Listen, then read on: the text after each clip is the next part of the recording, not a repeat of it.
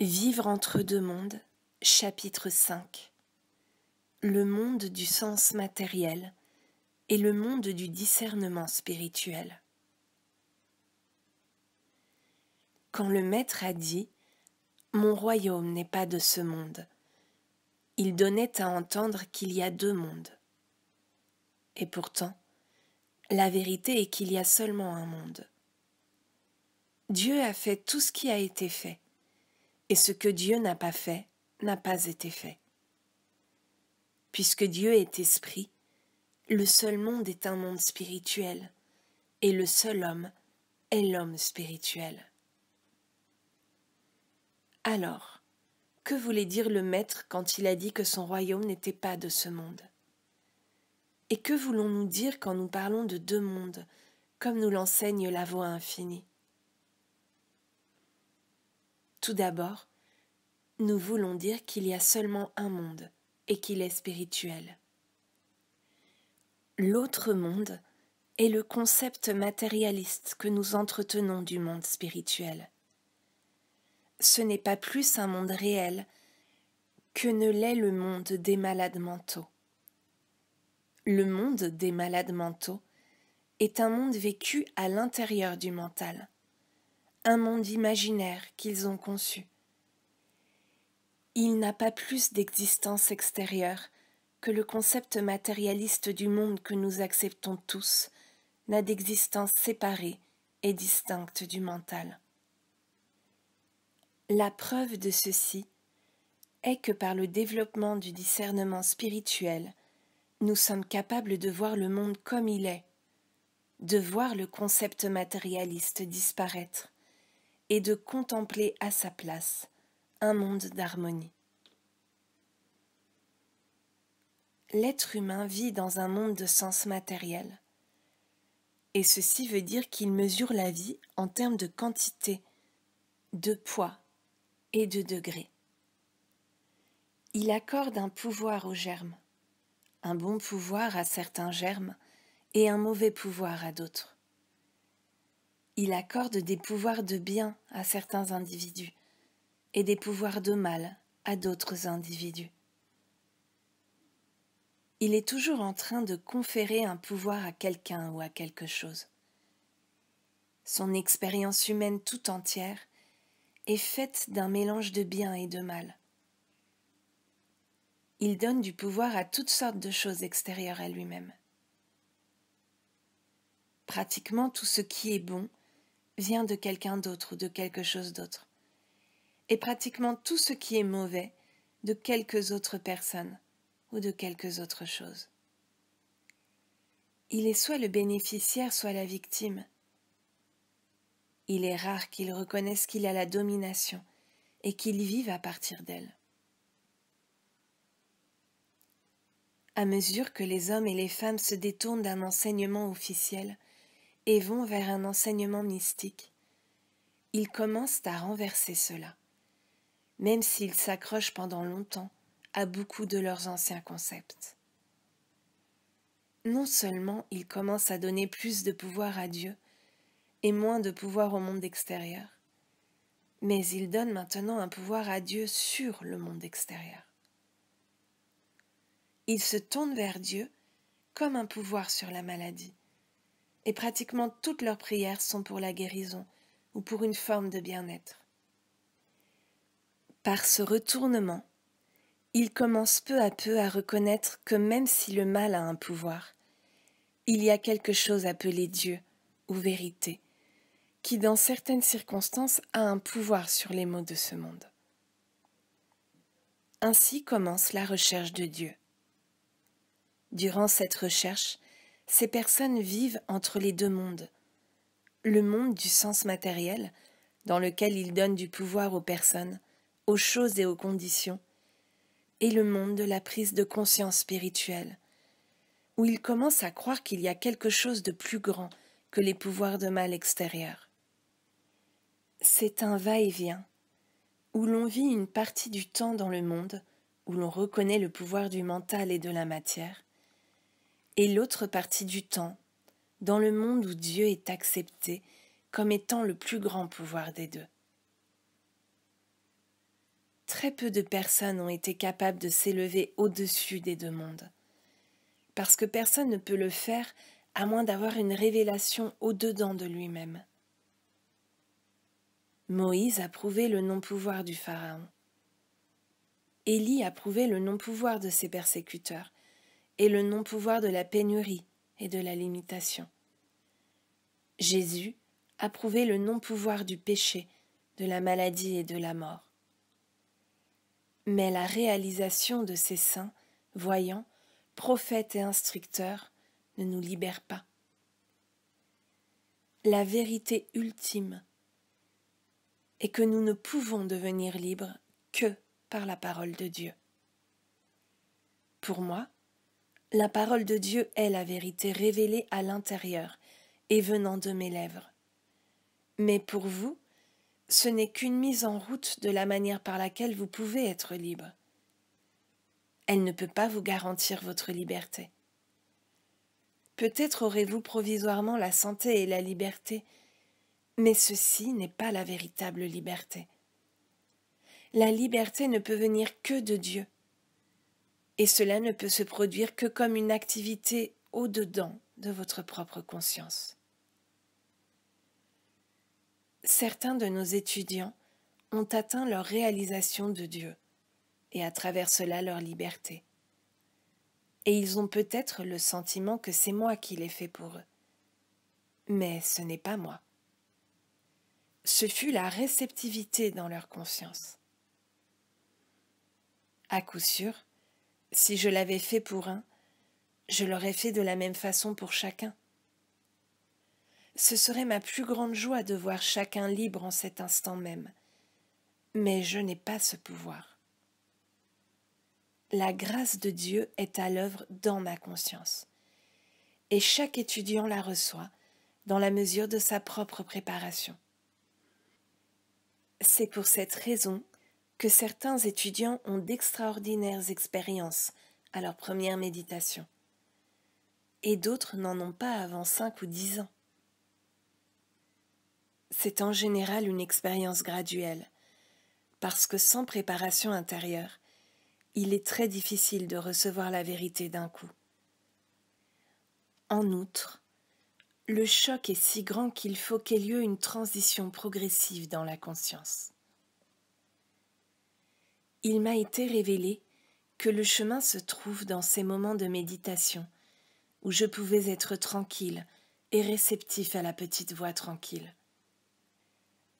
Je sus alors que ceci était la manière par laquelle finalement tous ceux qui avaient une patience suffisante pour parvenir à la méditation pouvaient être libérés. J'aimerais que vous voyiez ce qui arrive parfois avec les révélations soudaines. J'avais donné une classe à Victoria, au Canada, et j'étais en route pour la Californie, pour une autre classe. J'avais pris l'avion pour Seattle, et pendant que j'attendais à l'aéroport de Seattle pour attraper un autre avion, une idée me frappa à l'improviste.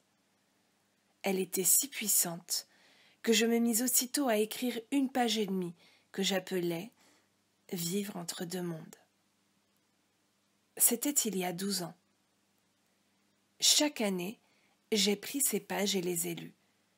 Mais rien de plus ne venait, jusqu'à hier matin, 28 mars 1964, à Maui, à Hawaï, où le secret entier m'a submergé. Souvenez-vous-en, ceci s'est produit après 12 ans d'attente.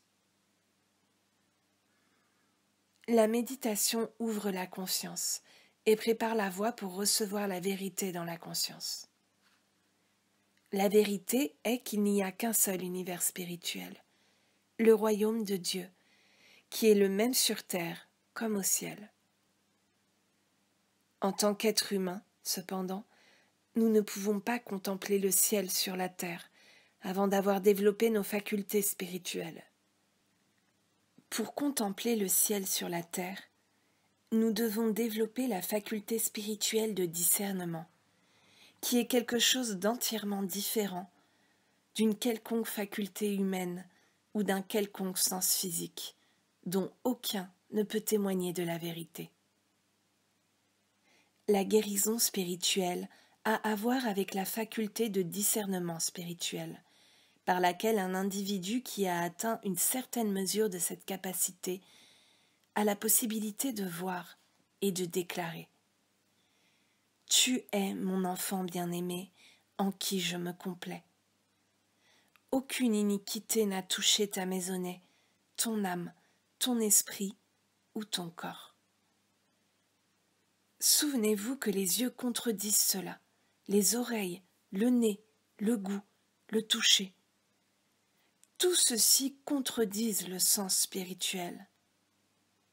Comme il semblerait stupide à quelqu'un de profondément ancré dans le sens matériel d'entendre « Toi et le Père, vous êtes un, et tout ce qu'a le Père est à toi. Aucune arme forgée contre toi ne réussira. » Comme ceci est absurde pour une personne qui est témoin de toutes les armes forgées contre l'homme et qui voit avec quelle efficacité elles agissent. La personne qui est montée jusqu'au lieu où elle demeure dans la conscience plus élevée vit dans un monde entièrement différent. Là, les armes qui sont forgées contre elle ne peuvent pas réussir, et les mots qui flottent dans l'air ne peuvent pas approcher de sa demeure. Mais ceci s'applique seulement à ceux qui demeurent dans la parole.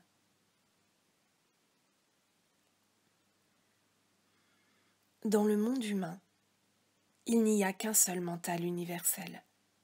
Et puisque chacun est branché sur ce mental unique, chacun reçoit des impressions et des impulsions à la fois du bien et du mal.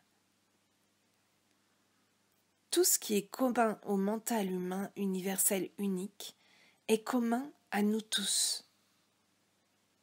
Nous ne sommes pas seulement tentés par ce que le monde appelle le péché, nous sommes tentés par la maladie, par la peur et par la pénurie.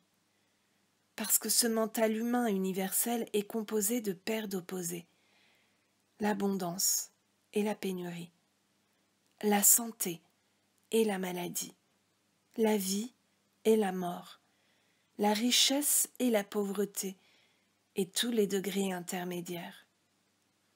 Tant que nous n'apprenons pas autre chose, il y a des tentations qui nous viennent, tout comme elles sont venues au Maître.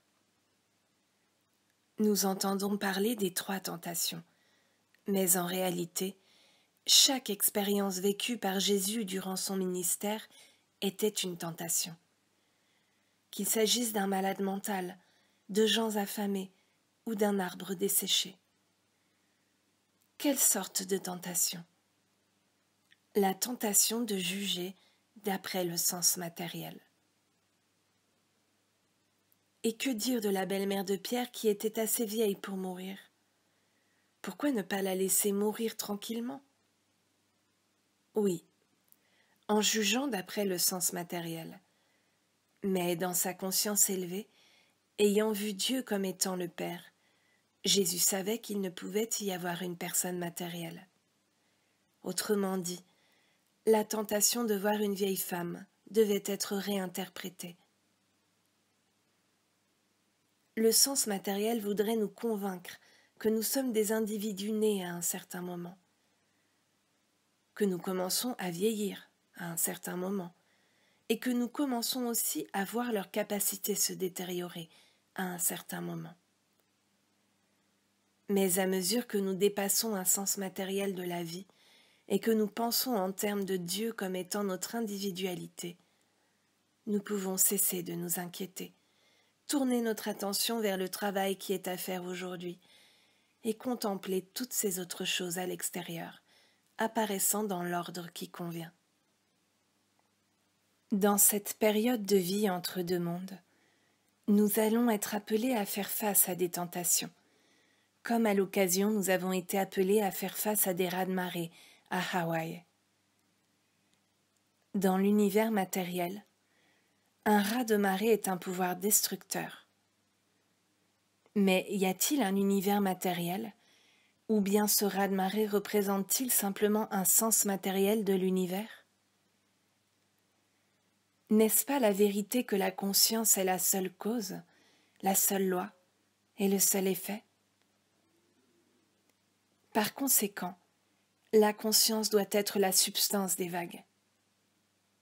Et y a-t-il quoi que ce soit de destructif dans la conscience de Dieu?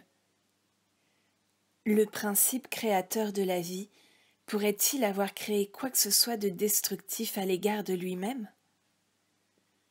Nous vivons cependant entre deux mondes, et il reste en nous assez de sens matériel pour que nous soyons tentés par l'apparence d'un raz-de-marée.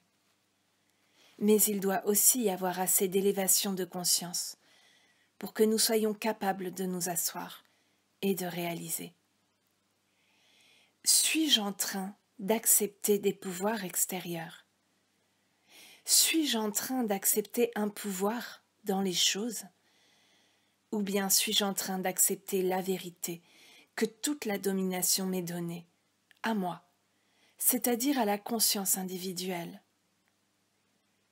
Si tout le pouvoir est dans la conscience individuelle, alors tout pouvoir est bon, et il n'y a aucun pouvoir extérieur à elle. Nous pouvons être confrontés à une épidémie ou à une élection, et c'est une tentation de croire qu'il y a un pouvoir destructif ou mauvais dans l'infection, la contagion ou l'élection. Mais nous devons réaliser qu'aucune arme forgée contre nous ne réussira, et elle ne peut pas réussir si nous avons appris à ne pas sortir l'épée qui est à double tranchant. Par ceci, nous voulons dire que l'épée que nous pointons à la gorge de notre prochain a un côté opposé qui est pointé sur la nôtre. Ce monde est un monde mental. Le corps ne peut pas être malade sans que nous acceptions la maladie dans notre mental. De lui-même, le corps ne peut assurément pas pécher. De lui-même, il ne peut pas voler ou tricher. En fait, nous ne pouvons pas effectuer quoi que ce soit physiquement sans d'abord l'accepter dans notre mental. Le monde du mental est le sens matériel du monde. Puis il y a mon royaume, la conscience divine, qui est révélée par cet esprit qui était en le Christ Jésus. Atteindre cette conscience divine est notre but. Et une fois que nous avons accès à la conscience divine, nous faisons moins l'expérience des effets de l'esprit charnel universel de l'homme, et davantage celle des fruits du mental de Dieu. L'ultime dans la réalisation est le moment où nous parvenons à l'union consciente totale avec la conscience divine. Il y a un sens matériel d'existence qui est responsable des maux et des discordes que nous rencontrons sur notre chemin. Nous ne pouvons pas chercher un diable à blâmer. Il n'y en a aucun. Nous ne pouvons pas chercher de voisins, d'ennemis ou de parents à blâmer, parce que même si le mal peut apparaître sous la forme d'un ou de plusieurs individus, nous ne serons jamais libérés des discordes et disharmonies de la vie, tant que nous accepterons les apparences et que nous croirons que c'est une personne, un groupe ou une nation, ou bien que c'est l'idéologie, le climat, l'infection ou la contagion qui est responsable de nos maux. Les maux ne sont dus qu'à une seule chose, à un sens matériel de l'existence. Si vous et moi sommes encore perturbés par des problèmes, soyez certains que c'est parce qu'une certaine mesure de sens matériel persiste. Nous entretenons encore un sens matériel de corps. Nous entretenons encore un sens matériel de volcan et de tremblements de terre. Aucune de ces choses n'est matérielle, car Dieu a créé tout ce qui a été fait, et Dieu est esprit. Lorsque nous voyons l'homme physique ou structurel, c'est en réalité le sens matériel que nous voyons. Mais il n'existe pas une chose telle que l'homme structurel. L'homme est cette individualité qui est complètement invisible aux yeux. Personne n'a jamais vu l'homme avec ses yeux. Dès l'instant où nous pensons en termes d'hommes pécheurs, malades ou déformés, nous sommes simplement en train de permettre au sens matériel de gouverner notre pensée et d'obscurcir notre vision. Pendant que nous vivons entre deux mondes, le sens matériel dit qu'il y a un pouvoir dans le corps, pouvoir d'être en bonne santé, d'être malade ou de pécher. Mais nous devons alors nous hisser dans un état de conscience plus élevé et réaliser que c'est seulement le sens matériel qui nous dit cela, parce que dans le jardin d'Éden, il n'y a que l'être pur. Le sens matériel nous a hypnotisés et fait accepter la croyance en une durée de vie de 70 ans, un peu plus ou un peu moins. Mais si nous regardons ce monde avec la vision spirituelle, voyons-nous quoi que ce soit de destructif pour nous ou pour notre corps? C'est seulement notre acceptation d'un processus de vieillissement, d'un pouvoir de dégénérescence qui nous y assujettit. À travers notre conscience plus élevée, nous savons qu'il n'y a pas d'influence là-dehors qui nous affecte, de sorte que nous ne sommes pas touchés par les pensées, les opinions et les concepts qui flottent dans l'air. Nous ne prouverons cependant pas cela, sauf dans la mesure où nous ouvrirons notre conscience plusieurs fois par jour à la réalisation que notre conscience a accès à l'infini, et que l'infini s'écoule en nous, à travers nous, et en tant que nous, maintenant.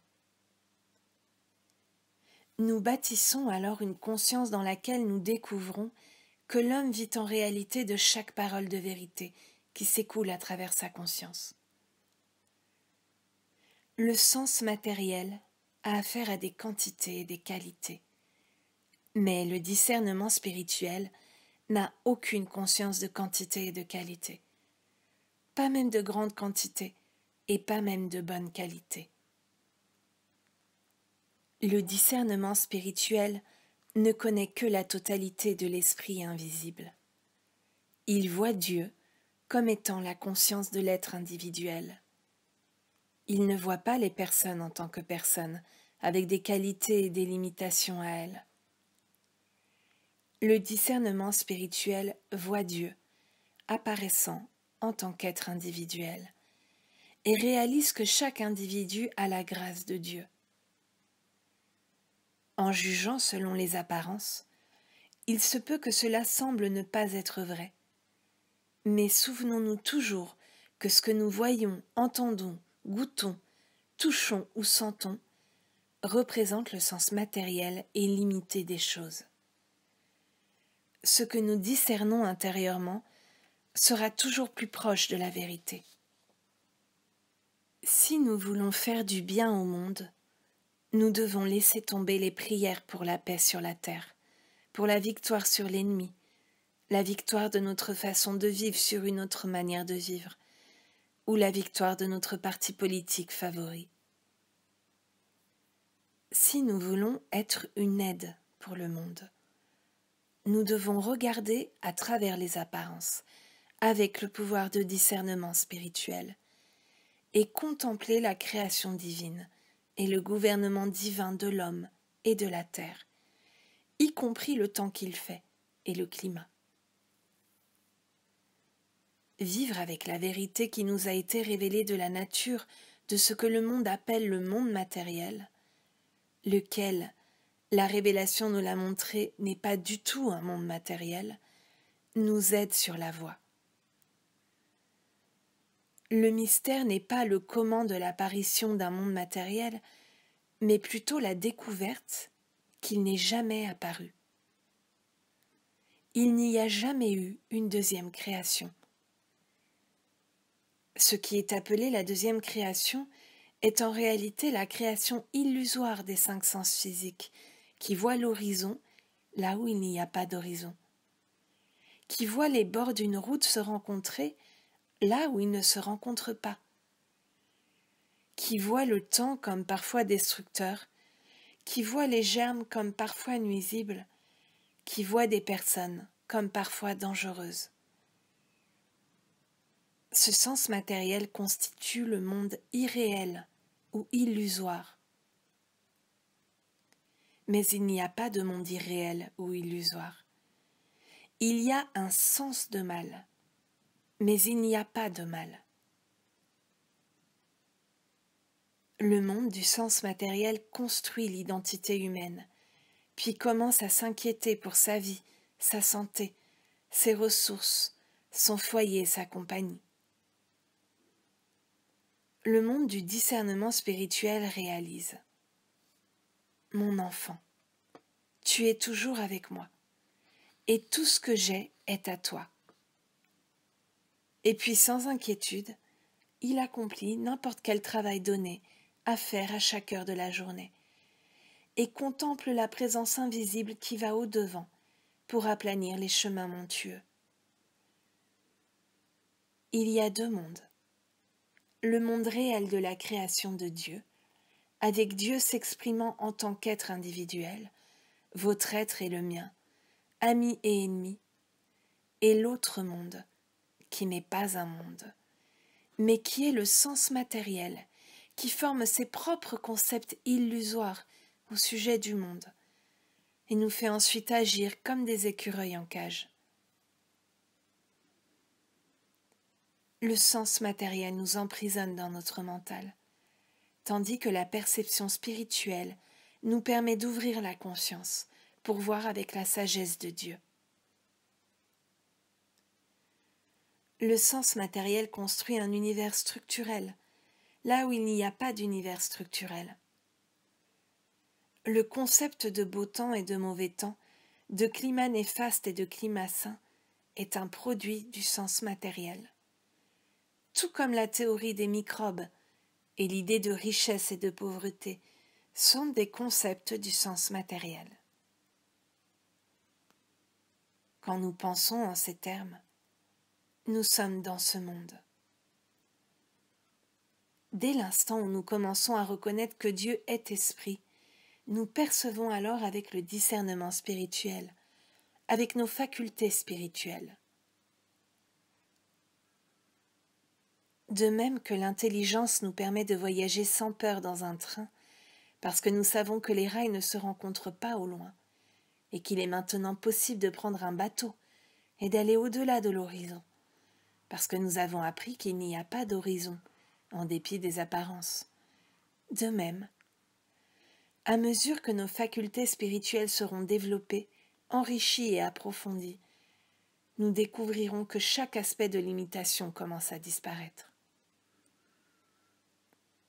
Il y a une prise de conscience de plus en plus grande du fait que le témoignage des 5 sens physiques n'est pas vrai. Peu à peu, à mesure que nous apprendrons à ne pas juger selon les apparences, mais que nous serons tranquilles pendant un moment et laisserons l'Esprit de Dieu porter témoignage, nous discernerons spirituellement et nous verrons comme Dieu voit. Chaque fois que nous sommes confrontés à des apparences que nous ne comprenons pas, nous devons nous arrêter pendant un moment, faire une pause, fermer les yeux si possible, et être réceptifs, comme si nous écoutions. Alors, à la place de la personne en état de péché ou de maladie, nous entendrons la voix dire : « Celui-ci est mon fils bien-aimé, en qui j'ai mis toute mon affection. Je ne le condamne pas non plus, pas plus que nous le ferons. » La capacité de passer du monde du sens matériel dans le monde du discernement spirituel est proportionnée à notre capacité de fermer les yeux à l'apparence et d'attendre que cette intuition intérieure, la voix de Dieu, nous révèle la vérité de ce que nous contemplons. C'est aussi simple que ça. Et c'est aussi difficile que ça. Difficile parce que nous sommes nés et avons été élevés avec l'idée de regarder l'apparence en face, puis, avec notre prétendue intelligence, de l'appeler bonne ou mauvaise, et de nous féliciter d'être de bons psychologues. En étant face à la tentation qu'il y a un pouvoir extérieur, revenons instantanément en arrière et réalisons que la conscience est la substance fondamentale, la cause et la loi de toute création. Toute création manifeste les qualités, le caractère et la nature de la conscience. Le discernement spirituel exige qu'au lieu de juger et d'arriver à une opinion, nous fermions les yeux à l'apparence, que nous ouvrions les oreilles et laissions Dieu porter témoignage à notre esprit. Alors, la vérité spirituelle derrière l'apparence nous sera rendue évidente.